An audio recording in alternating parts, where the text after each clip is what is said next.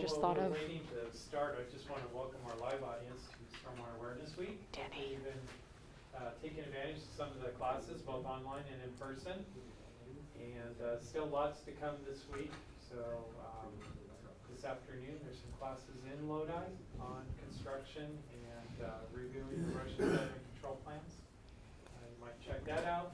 After lunch, right here in this room, I'm going to be talking about post-construction reviews and how to review post-construction plans that are being submitted to your plan checking department. So enjoy today this presentation.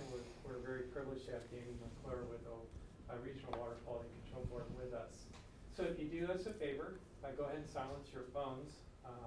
And if you need to take a call, you need to use the restroom or something during the workshop, don't worry.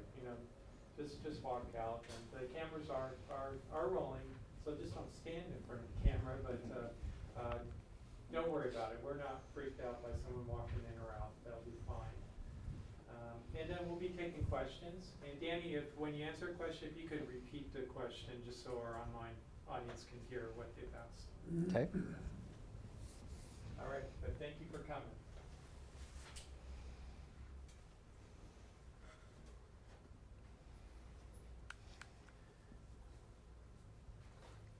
So we'll start at 10:30 sharp. Yeah. It says 10:29 still.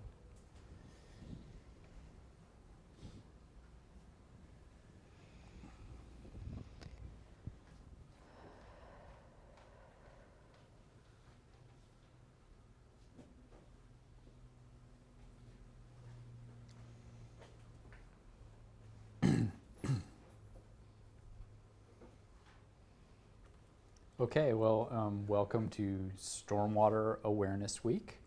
I'm Danny McClure. I'm a Senior Water Resource Control Engineer with the Central Valley Water Board. Also with me is Jessica Mullane, an environmental scientist with the Central Valley Water Board. And today I'm going to be talking about the Pyrethroid TMDL control program. We give an overview with an emphasis on requirements for stormwater and a timeline of the requirements.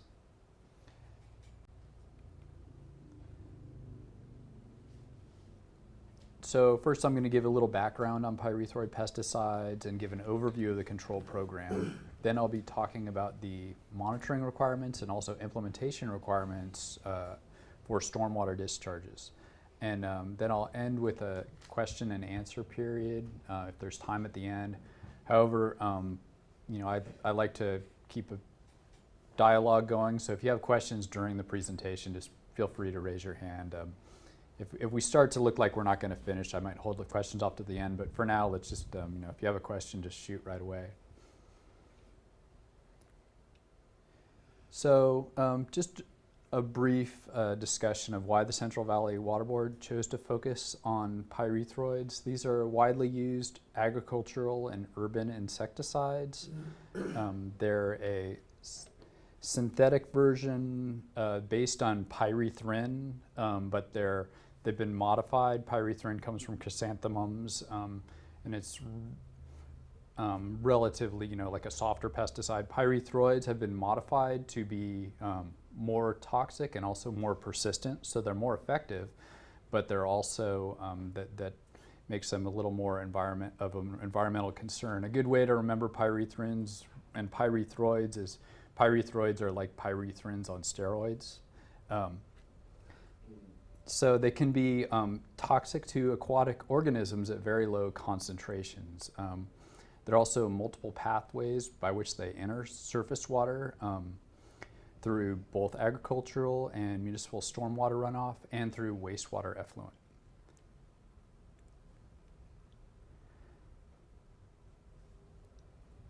In addition to being toxic in urban and agricultural streams, they're also considered a potential contributor to the decline of several important fish species in the delta known as the pelagic organism decline. And because of potential impacts to delta aquatic life, both the Delta Stewardship Council's Delta Plan and the Central Valley Region's 2014 Delta Strategic Work Plan identified development of a Pyrethroid Control Program as a priority for the Central Valley region. So looking at the environmental fate of pyrethroids, they have a strong tendency to bind to sediments, so they can be bound to sediments in streams, also to suspended material that's discharged and to dissolved organic matter. They're not extremely persistent, but their half-lives are generally weeks to months for most pyrethroids. Bifenthrin, however, is longer, over a year in many cases, so they're not going to last forever like DDT, but they can persist in the environment long enough to be a problem. They're not known to cause toxic effects up the food chain in animals and bioaccumulate the way older chemicals like DDT did, however, which is good. In terms of controlling pyrethroids, there are management practices that are documented to reduce pyrethroids in discharges. For agricultural discharges, one of the main things they can do is, they can do source control, use different products. Also reducing or slowing runoff, and reducing and capturing sediments. In municipal stormwater and wastewater discharges are more limited in their controls because they do not have control over use of pesticides by individuals in their surface areas. However, they can use education and outreach to encourage reduced and proper pesticide use by residents. Other management practices for urban discharges are practices that reduce or slow runoff from irrigation or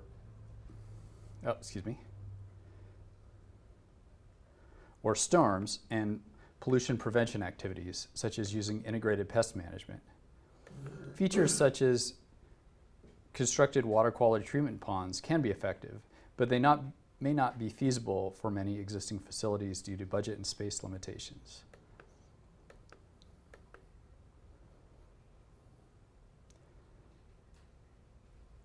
While municipal wastewater treatment significantly reduces pyrethroid concentrations, there are no wastewater treatment technologies that are demonstrated to reliably achieve the low pyrethroid concentrations that will likely be needed. And the same is true about municipal stormwater BMPs. Coordination with regulators of pesticide use has been an effective practice because it has encouraged these agencies to look more closely at urban pesticide issues and more towards preventing and mitigating surface water contamination. So that's why that's one of the key aspects of this program, is that the Water Board is coordinating with Department of Pesticide Regulation, who's already taken some actions to help reduce pesticide discharges, and that's been done in partnership with stormwater dischargers, particularly CASQUA, and we want to continue to follow that and have that be part of this control program. So just looking at the, here's just a brief overview of the development. So in the 2000s, we started to see toxicity in urban and agricultural streams, also in the American River and tributaries to the Delta. So toxicity to sensitive aquatic invertebrate that's used in toxicity testing called Hyalola azteca. It's sometimes called a scud. Fishermen might know it by that name. And so that resulted in 303 delistings in 2006, 2010, and 2018. A number of water bodies were listed as not meeting water quality standards due to toxic concentrations of pyrethroids. So the Water Board in 2012 began sequescoping for the development of this control program and had a series of stakeholder meetings and board workshops from 2012 through 2017. And during those workshops, we worked with a number of stakeholders and developed what I think is a pretty well-crafted control program. It's a phased approach to address many of the technical and regulatory challenges we face dealing with these chemicals. And in June 2017, this control program and TMDL were adopted as a basin plan amendment by the Central Valley Water Board. So these requirements are now in the basin plan. They were approved by the State Water Board in July 2018. State Water Board also requested an update by our board because they were interested in many of the issues we were facing. And in February 2019, it was approved by the Office of Administrative Law, so that's the final step in making it effective at the state level. And then in April 2019, the TMDL was approved by the US EPA. And then following that, in May 2019 and ongoing, we hosted stakeholder meetings on monitoring, implementation, and also research. Following that meeting in August 2019, the board sent out a letter clarifying our monitoring expectations to the stormwater discharges. And I'll get into that shortly. So what is the control program?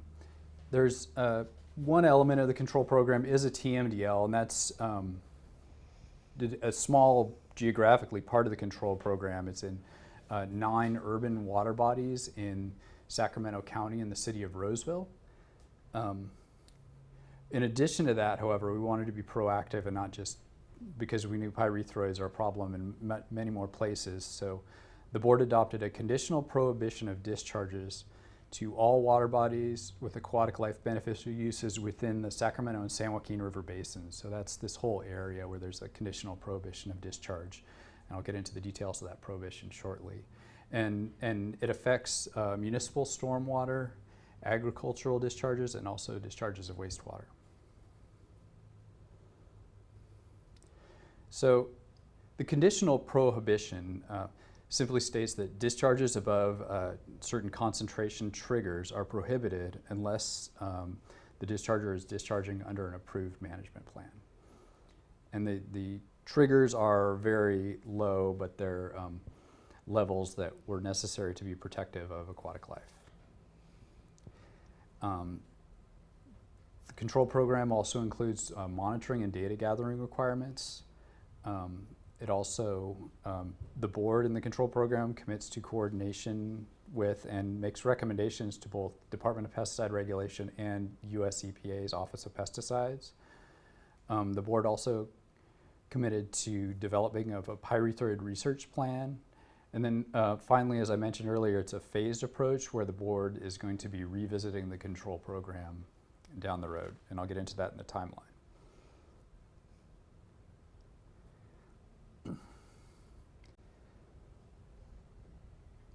So getting into the requirements a little bit more, there's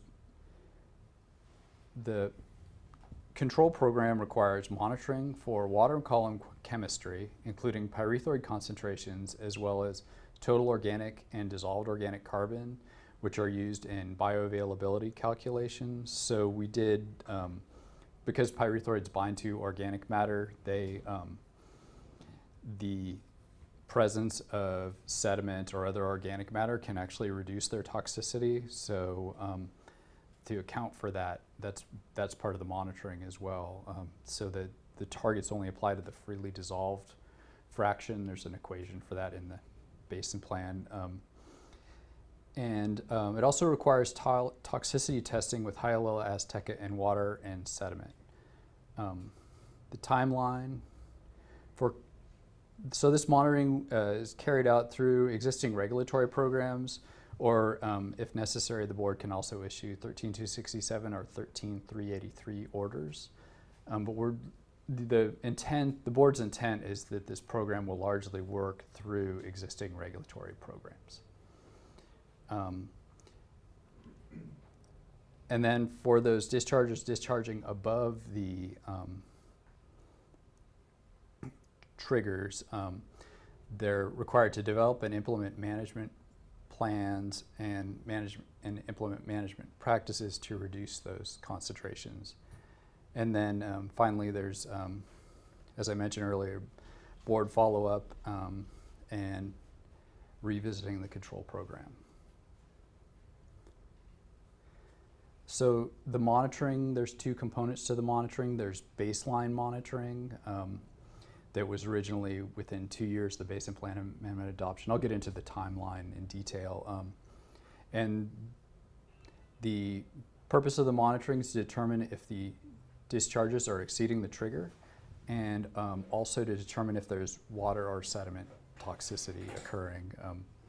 There can be a number of reasons why the pyrethroids, sometimes the detection limits aren't low enough to detect toxic concentrations, and sometimes there can be other things in the water that are contributing toxicity. So simultaneous toxicity and chemistry analysis is the best way to get a whole picture of the toxic potential of the discharge. And then ongoing trend monitoring, looking at the same constituents, but looking for trends in concentrations and toxicity, hopefully downward, and then looking at the effectiveness of what's being implemented to reduce the concentrations.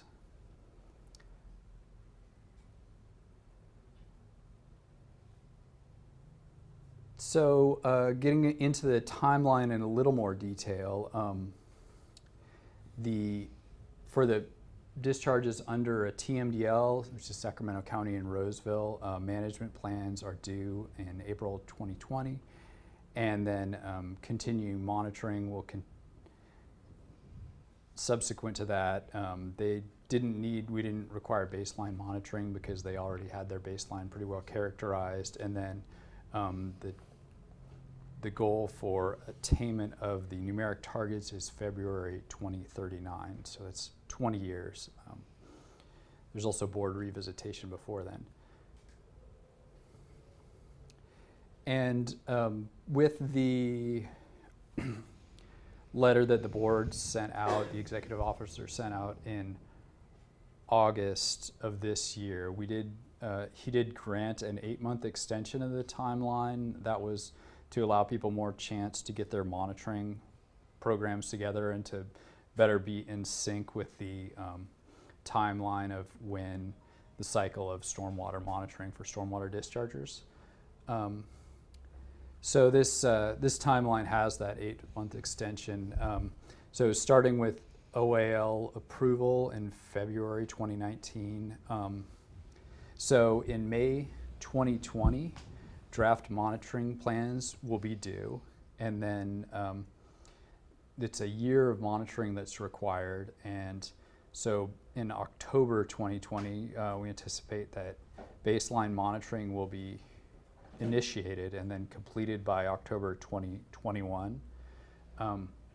For wastewater, the monitoring will be put into their permits. So that's on a slightly different timeline. But focusing on MS4, and then starting in about August 2021, the first round of management plans will be due. And then after February 2022, new management plans are due within a year of any observed exceedance.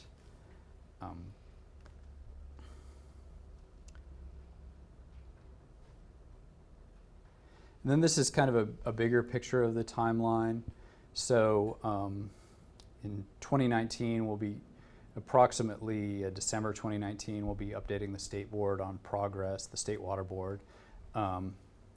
Also in February, this is kind of mostly the timeline for what the board will be doing. In February 2021, we're supposed to complete our pyrethroid research plan outlining ongoing science research that will be needed to help better inform the board. And then in February 2034, the board will be revisiting and reviewing the control program. And then 2039 is the target date for attainment of the targets.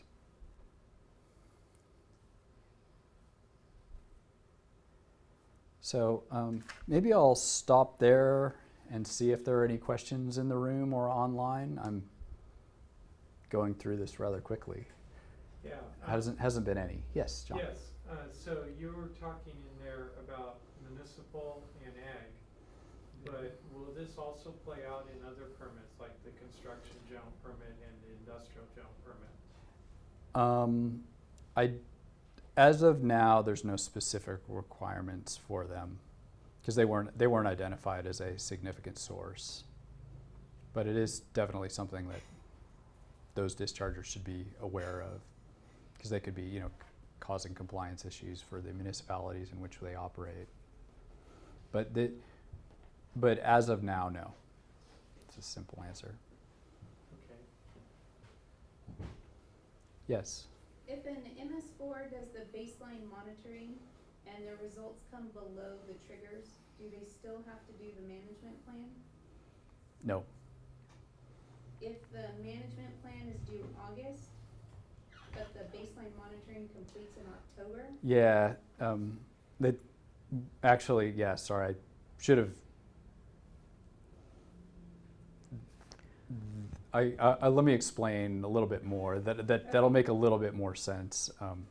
But yes, thanks for pointing that out. So one of the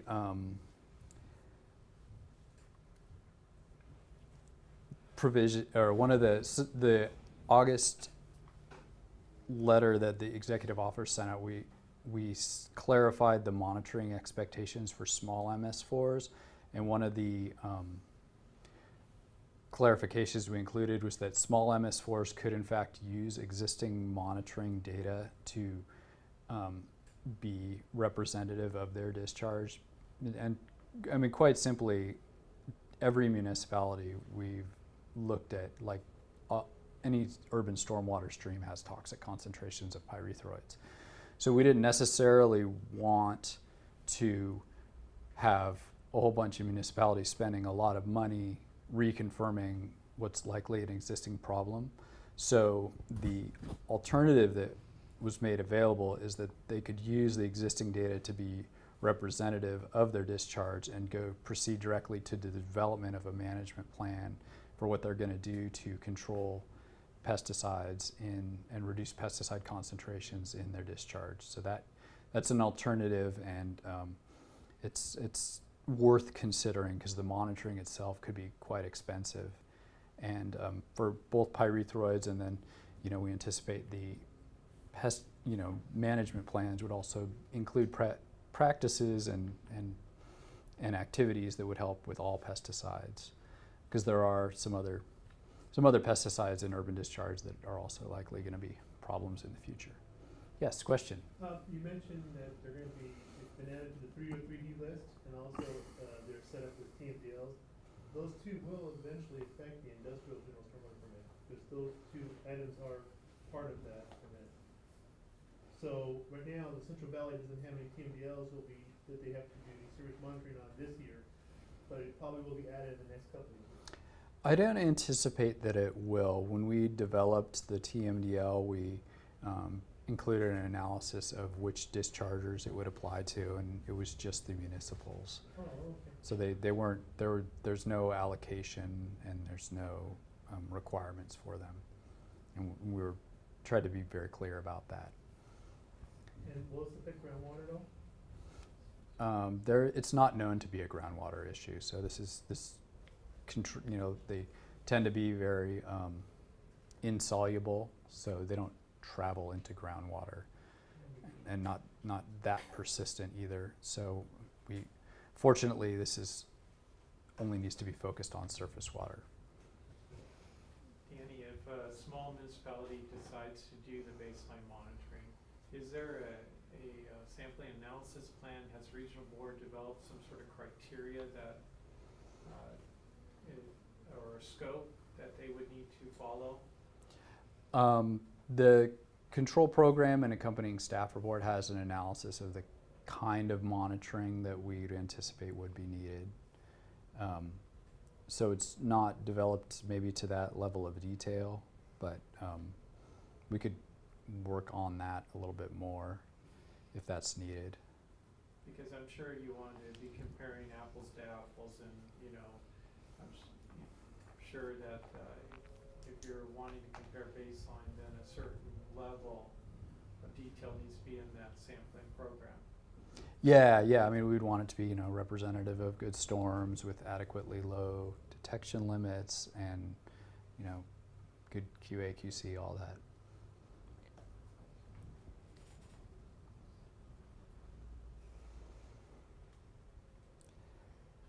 So, getting into a little more detail on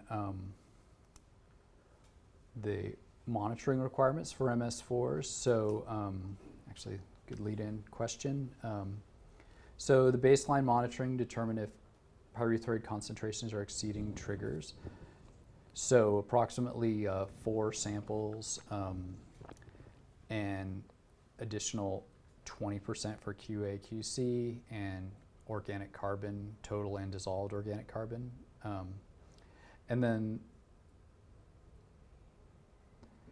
And that would be within that upcoming year. And then ongoing trend monitoring, we're anticipating basically 1 year out of the permit cycle, so about 4 samples per permit cycle, the same constituents. Additionally, toxicity testing. So the goal there is to determine if pyrethroid concentrations are contributing to toxicity. So that would be 4 samples for baseline monitoring, and that's both water column and sediment. We've primarily seen pyrethroid toxicity in receiving water sediments, but we also do see it in the water column. And then, so it's 5 samples in the sediment for baseline monitoring, and then ongoing, that same monitoring would be repeated approximately once per permit cycle.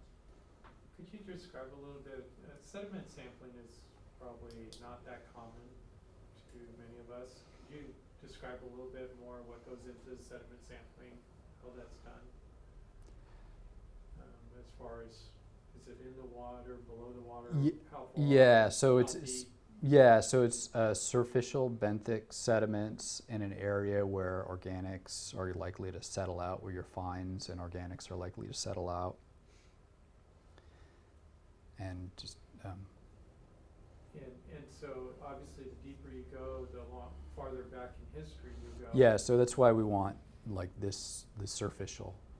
Okay. And there's swamp protocols for the collection of those samples.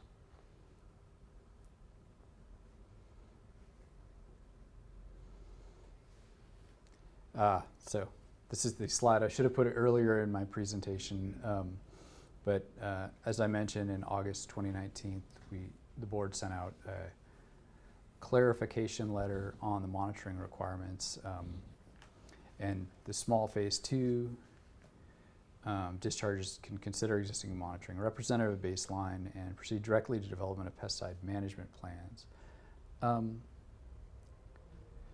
I also wanted to emphasize that for baseline, but then particularly for ongoing trend monitoring, there's potential for collective monitoring efforts that could really help. But realize it could be quite challenging for some of these smaller municipalities to tackle the technical and contracting and all the considerations of setting up a monitoring program.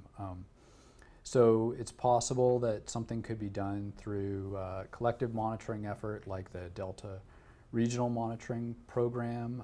Also, the State Water Board has a statewide urban pesticides program in development that we're hoping will get adopted and provide a monitoring framework for representative monitoring of municipal stormwater.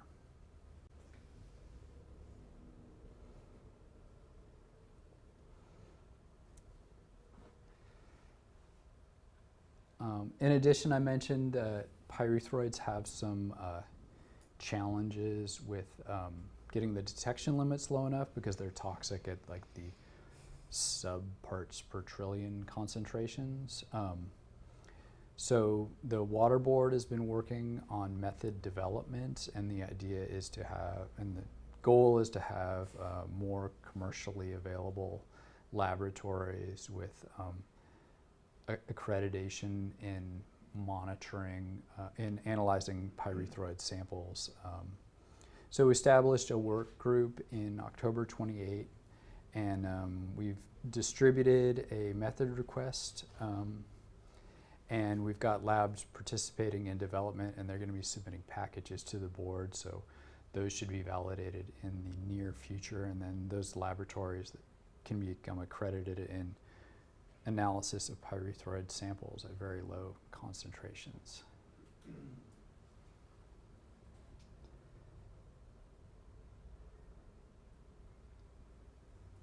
So I usually don't have this much time to talk about this. I'm going to crunch with the board's busy calendar, but so I could go into some more detail on some of these items, but let me just go through my conclusions. And so pyrethroids and urban pesticides, I think now and in the future, are going to be a significant stormwater quality concern. There's a control program now effective in the entire Sacramento and San Joaquin River basins that's going to be implemented through our existing regulatory programs, and monitoring and management plans are going to be due in the near future. The control program was crafted in consideration of stormwater concerns, and the board will be evaluating the effectiveness of the program as it proceeds. So we look forward to cooperation and collaboration with the regulated community on this, and I want to thank you all for your continued efforts to improve water quality.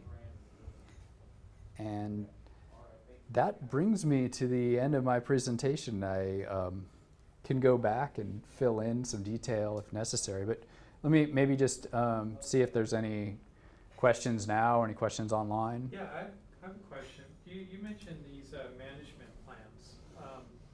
What does the regional board see as needing to be in these management plans? What types of components go into them? Yeah. So they would be, part of like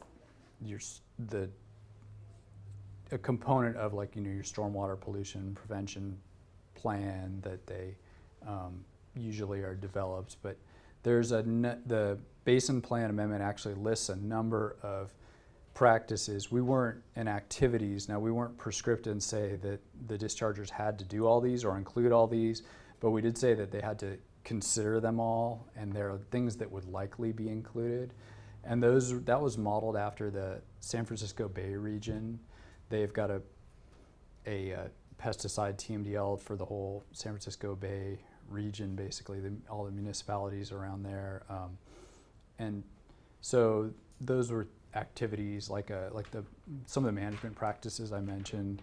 They're actually a little more prescriptive there, but here we're looking at least considering some of the same things, like the municipalities implementing an integrated pest management program, education and outreach, any activities to slow or reduce runoff, which is things stormwater discharges are doing already.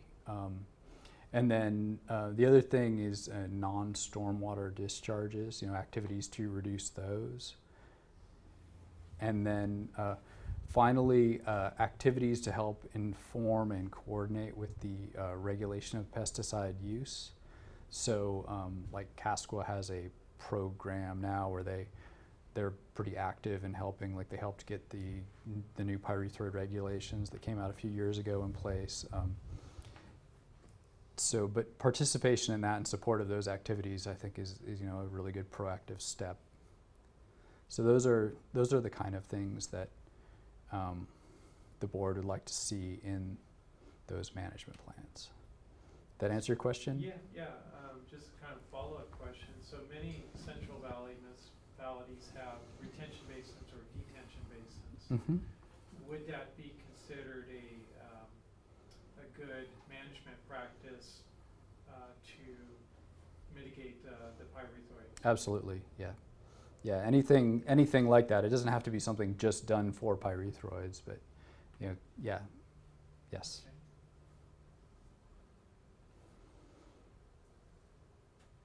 Yes. In the presentation, you indicated that small MS4s, if they want an alternative to doing the year-long baseline monitoring, they could use existing data, in order, and then you come up with your management plan? Well, they could just basically, Accept the existing data? yeah, What is- accept. Who or what is the existing data? Is this a city's existing data, or? No, it's actually, we cited the data that's discussed in the staff report. Okay. And so you could, look at that, but it's, I mean, like I said, in the investigations both in the Central Valley and even statewide, we see these pyrethroids. They're toxic at such low concentrations and it's so widely used. We pretty much see them everywhere we look, unfortunately. Yes. I'm unclear about the implementation I'm part of a small MS4 Mm-hmm. in the Central Valley, and I know that our stormwater permit is up for renewal, or it's going to be renewed, but Mhm. that's a permit issued by the state. This is a Region 5 requirement. So are we going to get a letter, or is it going to be part of our stormwater permit to implement this pyrethroid control?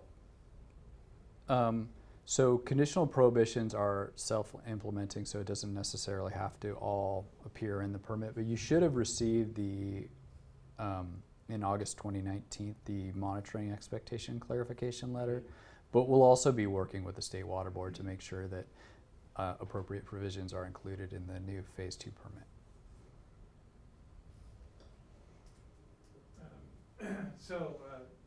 You do the baseline where you accept the baseline, then you go into a monitoring program. Is that indefinite, or is there a off-ramp? What is the longevity of this program for the MS4s? As of now, it's ongoing. There were some off ramps included in the Basin Plan Amendment. So, but they're not. So I think it would be probably the MS4s would likely continue monitoring as long as they're discharging and these pesticides are in common use. But that's kind of the vision of where it's probably going. That'll be up to the board as they reconsider both the basin plans and then the permit requirements. And then that requirement will be built either into a 13267 letter or through the Phase II permit? Phase II or Phase I, yeah. Okay. But we so far haven't, the initial monitoring request or clarification letter wasn't couched as a 13267 order because it was an existing requirement anyway in the basin plan. But if that needs to happen, then that will.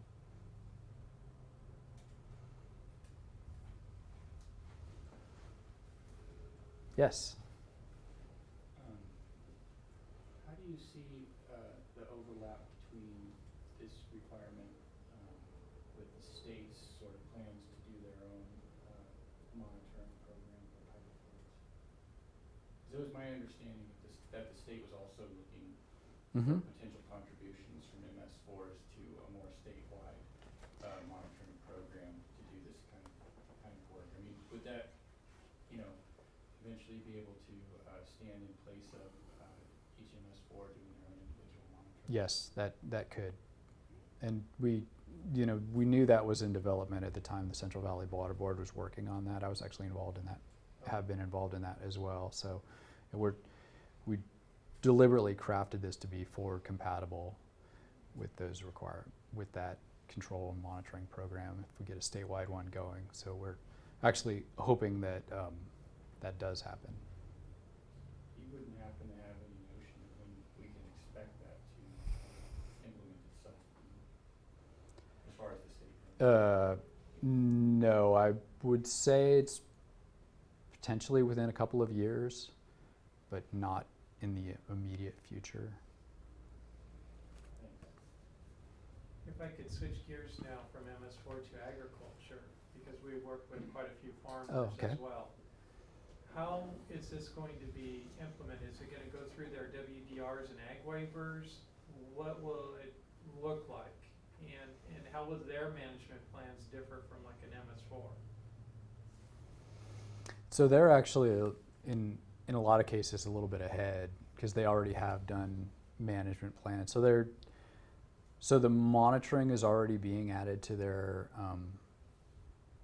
monitoring plans for the year, and they've already been doing like toxicity testing of sediment with Hyalola azteca. So what this will add is some additional probably water column pyrethroid monitoring, and then water column testing for Hyalola azteca.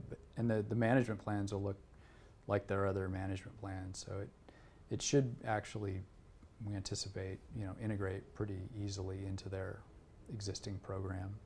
And we've already gotten a couple of management plans from them that look like they will do the trick. In the staff report we discussed, there have been a few cases where there were pyrethroid toxicity in agricultural stream sediments, and they worked with the growers and were able to solve those problems. So we're looking forward to that. They have some advantages over the municipalities, and they have a little more direct control over what goes on.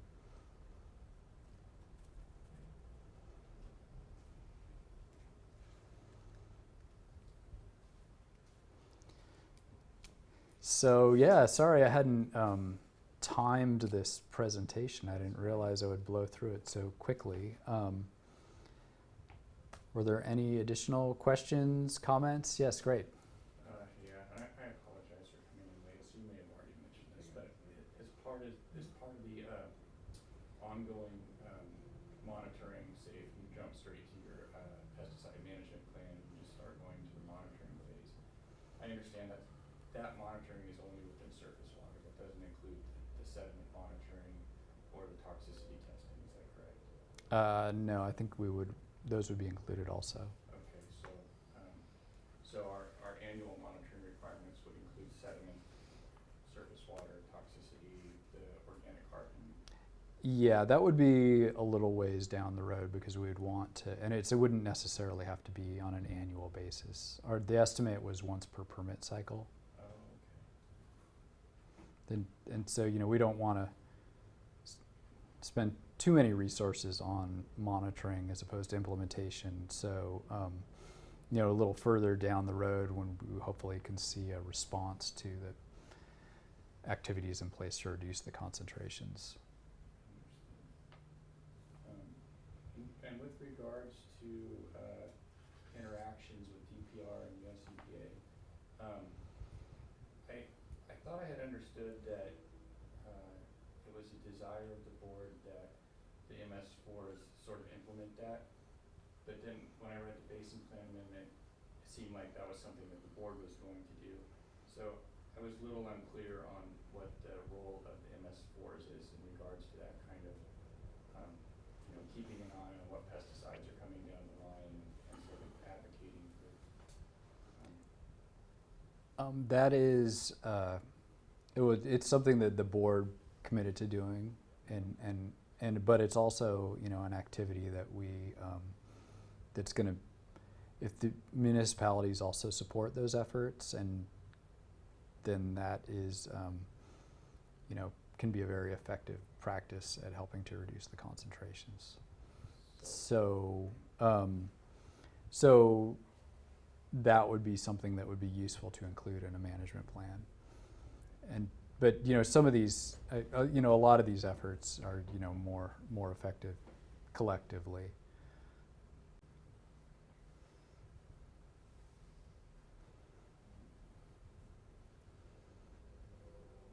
Great. Any other questions? Danny, you can close if you want. Just. Okay. Yeah. Sorry, I came up a little short on time. I usually have the opposite problem. It's fine. Well, thank you so much. All right.